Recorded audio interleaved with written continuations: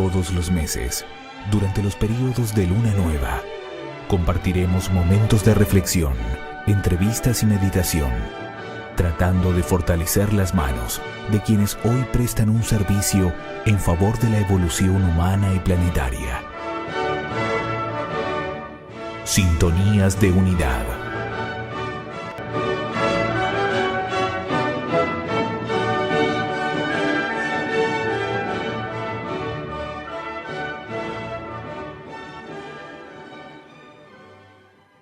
Hoy vamos a celebrar el novilunio de Tauro.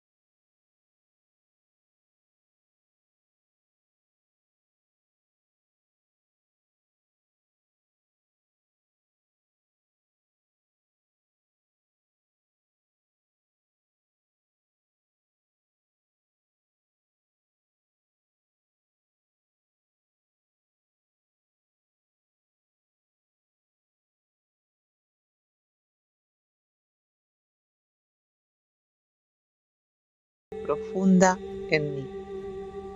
El entonces padre general de los jesuitas, Pedro Arrupe, fue informado del secuestro y de cómo, tras su liberación, tanto Halix como su compañero habían abandonado la compañía. Arrupe les ofreció más tarde la reincorporación a la misma. Halix aceptó, pero Iorio no.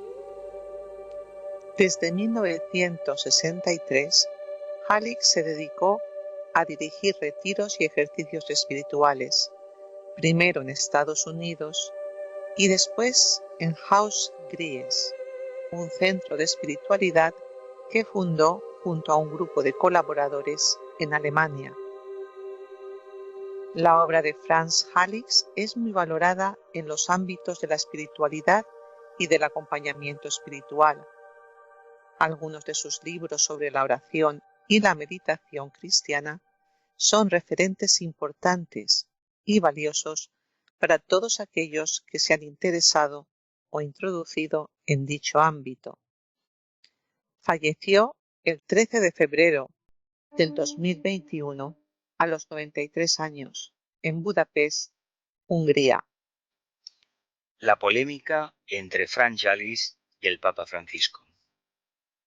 Francisco Halix, como ya dijimos, estuvo encarcelado durante 5 meses en la década de 1970 en Argentina.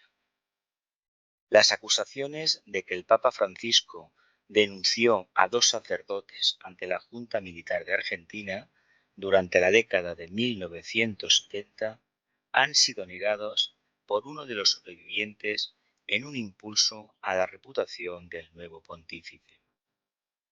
Francisco Halix, en un comunicado en su momento, dijo que eran interpretaciones erróneas de sus comentarios anteriores sobre el papel desempeñado por el Papa en su encarcelamiento de 5 meses por la Armada.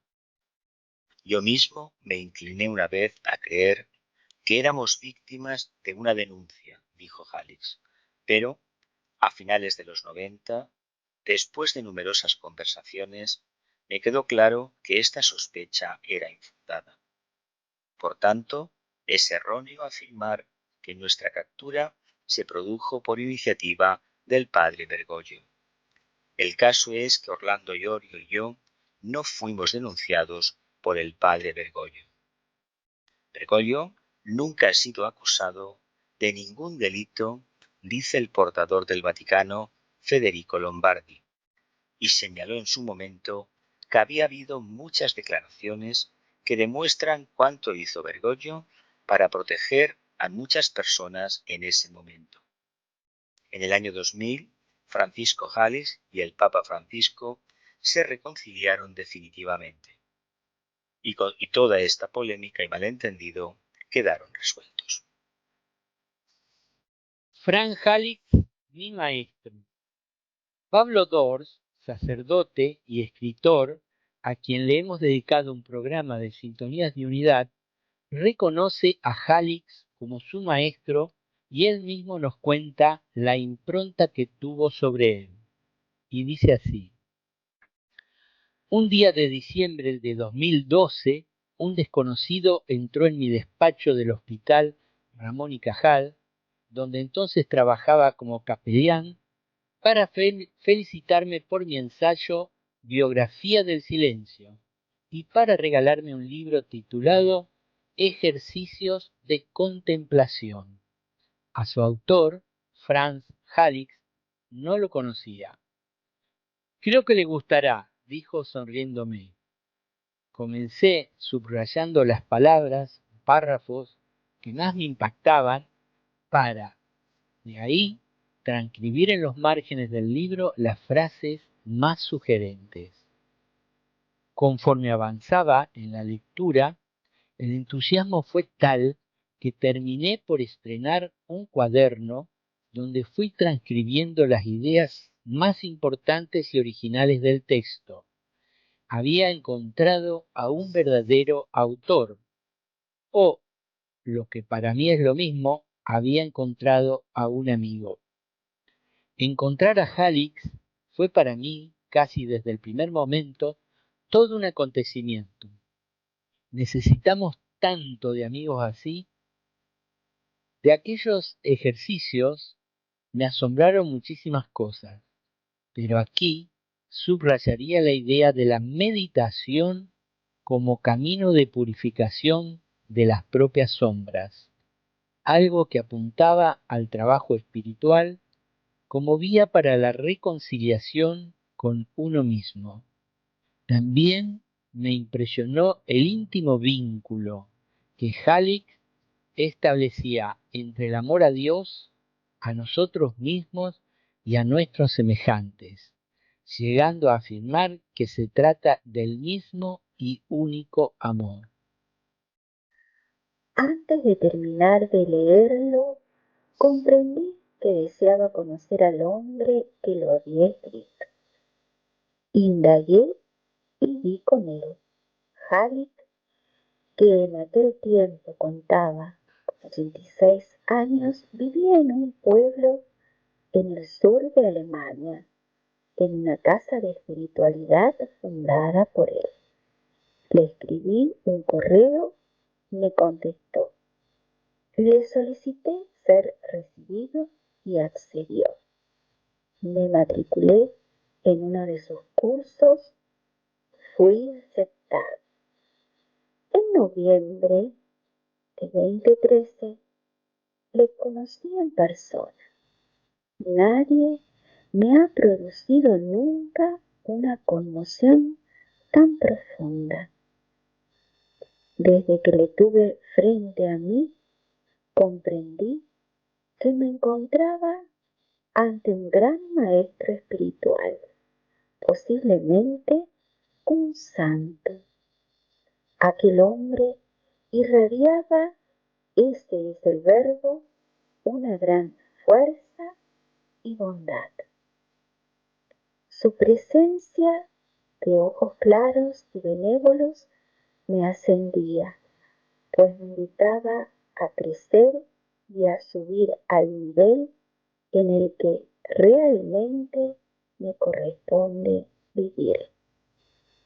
Durante los 12 días que pasé en aquella casa, Halleck me brindó un trato muy especial. Me recibió a diario, respondió a todas mis preguntas, iluminó mi propia trayectoria de sacerdote y escritor. Iluminar es también aquí el verbo más adecuado. Querido Pablo, no me hagas demasiada propaganda, me pidió en uno de sus últimos encuentros. Yo soy ya muy viejo y me siento cansado, me dijo también, y me brindó una de sus inolvidables sonrisas. Se lo prometí, pero no he podido cumplirlo. Mi vida es hoy un testimonio de la potencia de su obra y figura. Confío en que Halleck, mi maestro, disculpe mi desobediencia. Y confío sobre todo en que su comprensión de la meditación como redención de la conciencia llegue al corazón de todos los buscadores del espíritu. Bueno, hasta aquí el relato de Pablo Dors sobre Francisco Halleck. Le agradecemos profundamente por hacernos conocer a un gran servidor de la humanidad en el campo de la religión. Javier Meloni y Franz Halleck. En una entrevista, Javier Meloni le preguntan: ¿qué es la oración contemplativa? Y responde: lo que caracteriza la oración contemplativa es el estado de quietud y de silencio. Es un tipo de oración que llega en un momento determinado de la vida. No se la escoge, sino que le es dado un deseo de más silencio, ir a lo que hay de esencial, de permanecer solo en la presencia de Dios. Ya no se necesitan ni palabras, ni ideas, ni imágenes. Uno se encuentra en una actitud de recogimiento y al mismo tiempo de apertura ante esta presencia. Poco a poco, todo se va poniendo en su sitio y la mirada sobre la vida se transforma. En un periodo de tu formación estudiaste a fondo la tradición cristiana oriental. ¿Fue en ese contexto como te acercaste a la oración contemplativa? Y responde: el primer contacto con la espiritualidad cristiana de Oriente fue en mi adolescencia, al leer los relatos de un peregrino ruso. Me produjo un gran impacto y empecé a practicar la oración del corazón. Después, cuando estudiaba teología, pude aproximarme a la espiritualidad de la Iglesia de Oriente en hacer la tesina sobre la Filocalia, que acababa de ser traducida entera del griego al francés. Con este trasfondo, mi estancia en la India durante un año, ahora ya hace 18, supuso un punto de inflexión. Años más tarde, conocí al padre Franz Halix, también jesuita, y en él encontré la síntesis que buscaba. Ahora vamos a leer una entrevista a Francisco Halix realizada en Alemania en diciembre del 2013. Pregunta: ¿cuál ha sido su experiencia fundamental en la vida? Si bien yo sabía ya a los 6 años que sería sacerdote, la experiencia fundamental de mi vida fue a los 17, en el bombardeo de Nuremberg. Fui ahí donde tuve la principal revelación de mi vida y donde se me dijo claro que mi misión en el mundo era mostrar el camino contemplativo, es decir, que Dios estaba en todo. Es evidente que entonces no podía saber todo. Estudio y de doctorado, mi madre conoció al hombre de su vida en una fiesta. Conversó con él toda la noche y se sintió muy confundida, pues seguía sintiendo su vocación religiosa.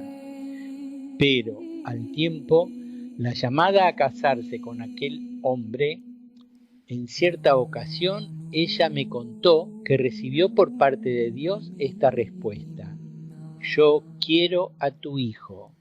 Ante esta petición, mi madre le pidió a Dios que, de ser así, le concediera muchos hijos. Y así fue. Tuvo 9. Cuando entré en la compañía, mi madre supo que el hijo que Dios le había pedido era yo. Veo que la conexión con su madre es muy fuerte. Hay que tener en cuenta que la vocación de Jesús implica la vocación de su madre, María. Mi madre murió aquí, en Gris. Los ojos se le humedecen por la emoción. Fue en 2004 y ella había nacido en 1902, con lo cual tenía 102 años. Ninguno de mis hermanos podía hacerse cargo de ella cuando envejeció, de modo que los últimos años de su vida los pasó en esta casa. Ella fue una persona totalmente guiada por Dios.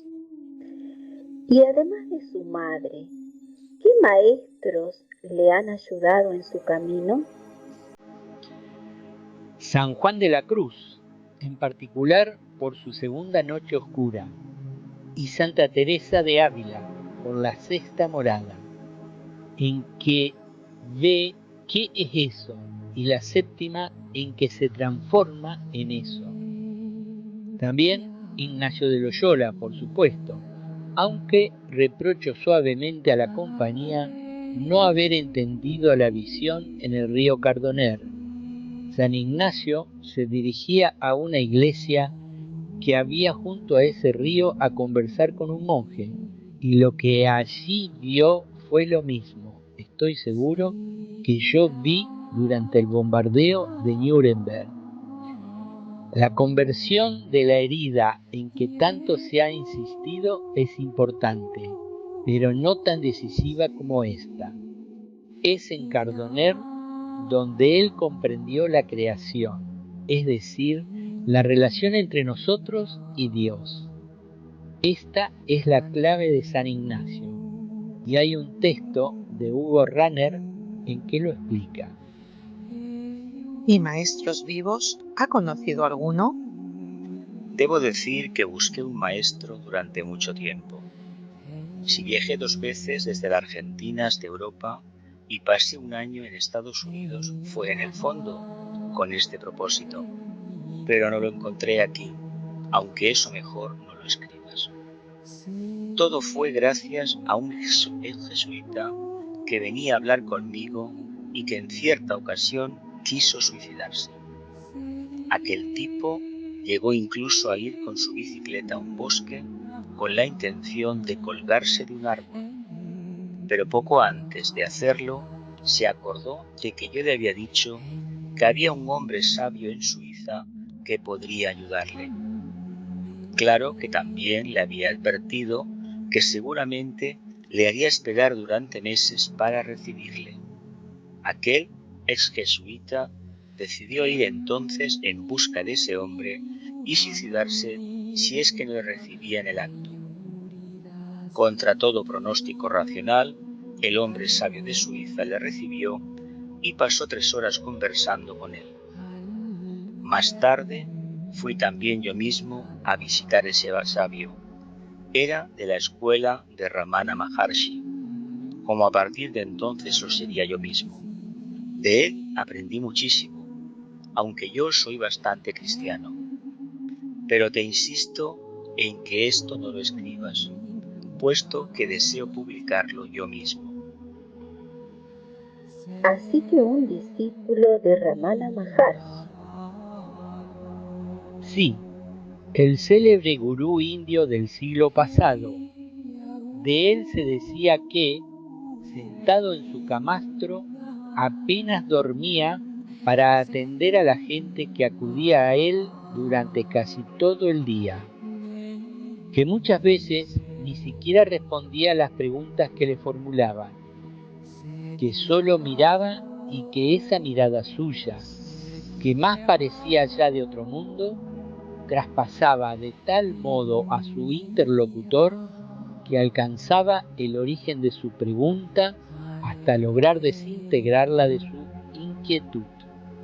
Era así como Ramana Maharshi abría la conciencia de las personas que iban a verle a la serenidad y al agradecimiento del ser.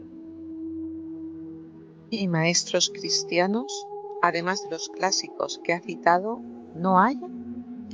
Yo destacaría al Padre Pío, a Teresa de Calcuta y a Juan Pablo II, si bien este último no era un director espiritual. Porque la dirección espiritual, a la que usted también dedica muchas horas, se ha convertido casi en su actividad principal. ¿No es así?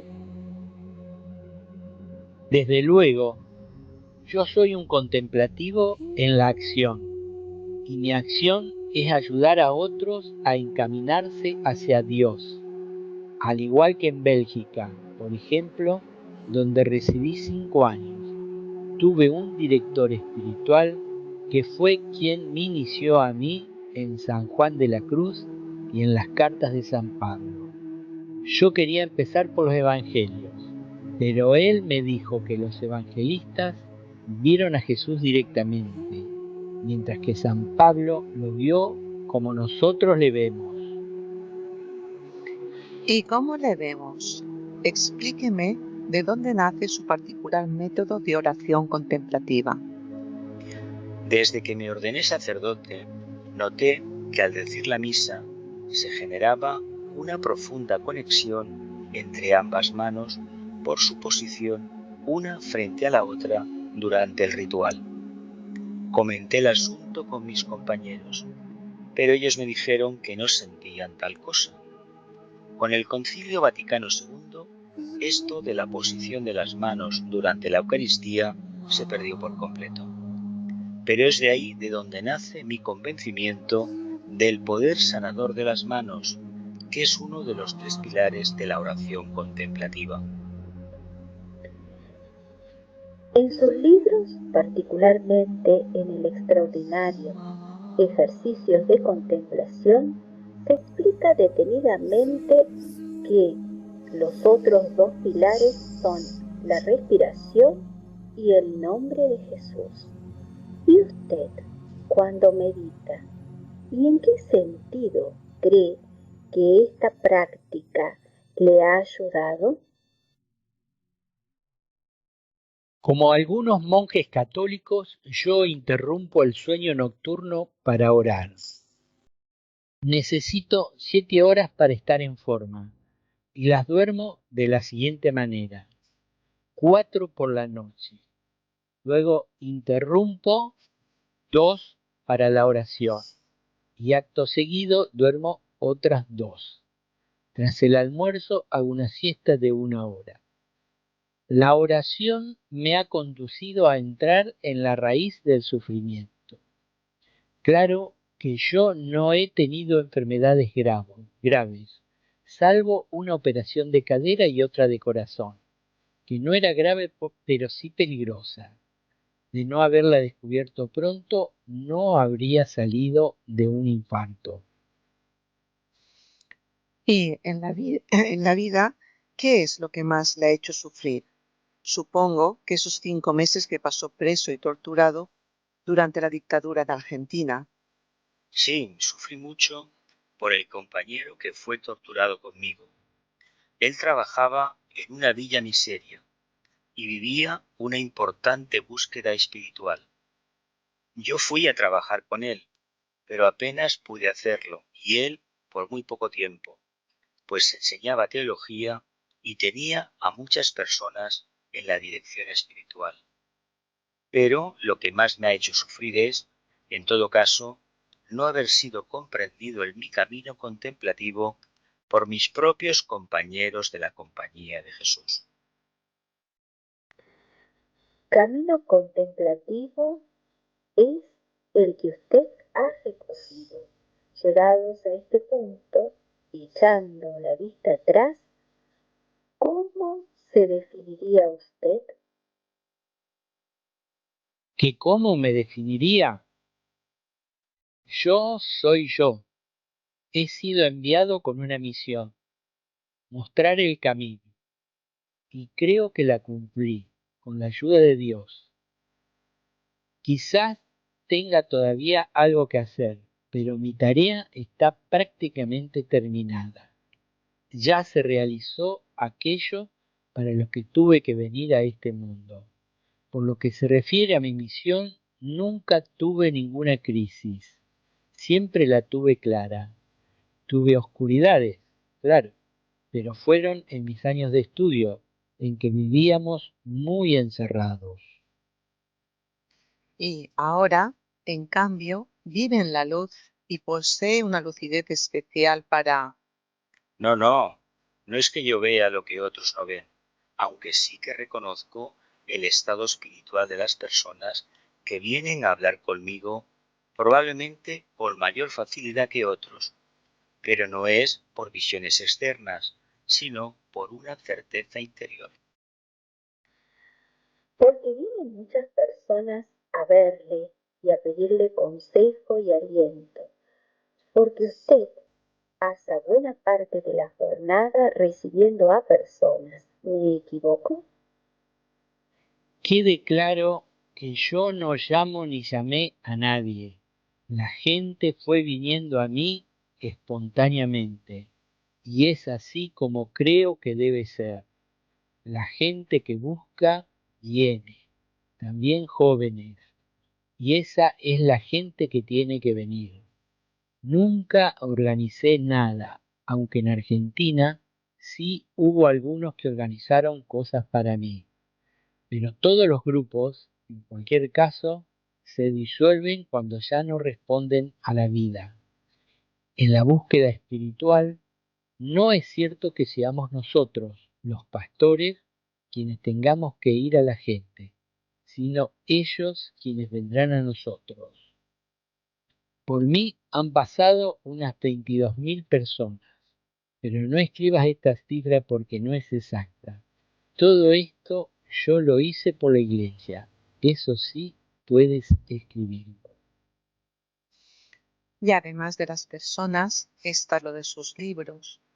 ¿Cómo se siente al saber que se multiplican las ediciones y que se han traducido a 14 lenguas, incluido el chino? El éxito de mis libros me da mucha alegría, porque ponen en movimiento la vida cristiana. Me siento enviado a dar a conocer a Dios, y mis libros lo hacen. Quizá tengo un poco de vanagloria, pero es poca, y ya no me importa casi nada. Mis libros más importantes son Aprendiendo a orar, El camino de la contemplación y, por supuesto, Ejercicios de contemplación, que es el más pedagógico, accesible y concreto de todos.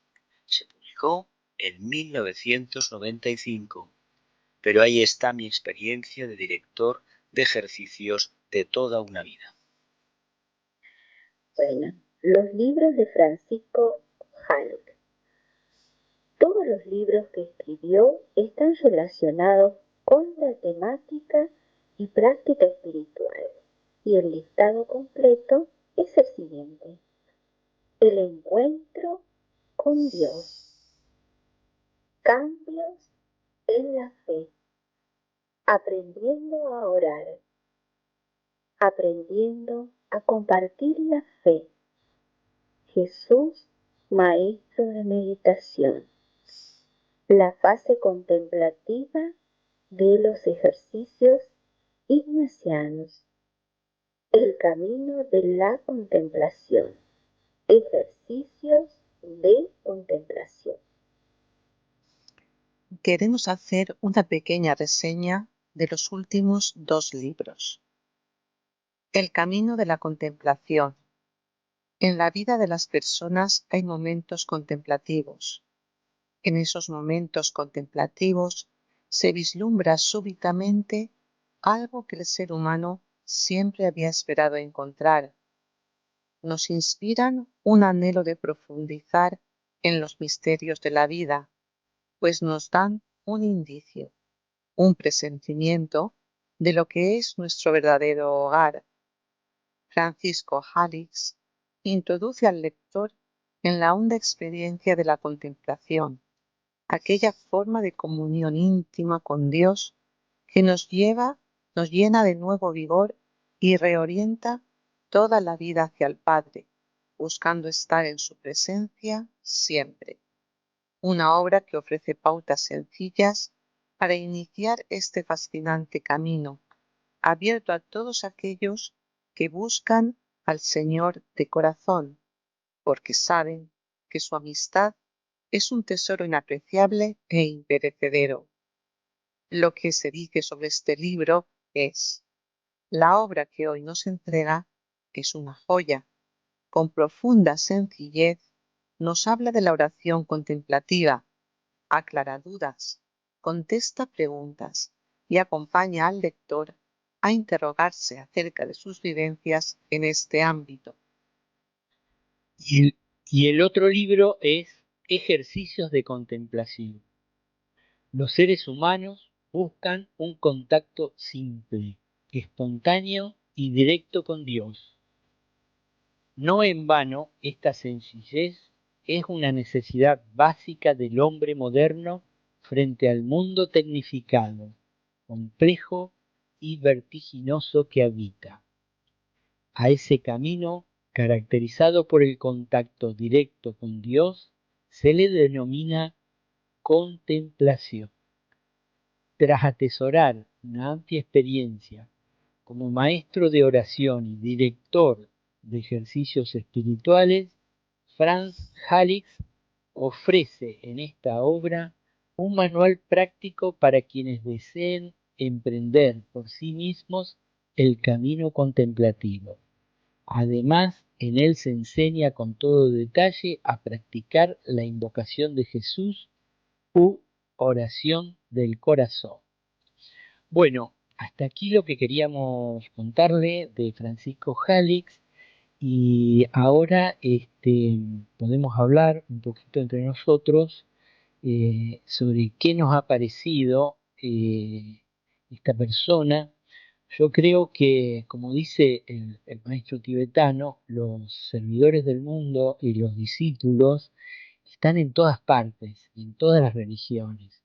Y en este caso es un discípulo que vivió y trabajó dentro de la religión cristiana, era jesuita en la Compañía de Jesús, y todos los que le conocieron atestiguan ver en él a un hombre bueno, muy bueno, un hombre santo, y que, digamos, no se quedó solo con repetir la enseñanza religiosa, sino que en esa búsqueda de Dios, él fue encontrando el camino de una manera simple que le llama la contemplación. La contemplación que muchos otros también hablan, ¿no? Que después del silencio viene la contemplación. Y entonces aquí él da testimonio y da los ejercicios de contemplación para que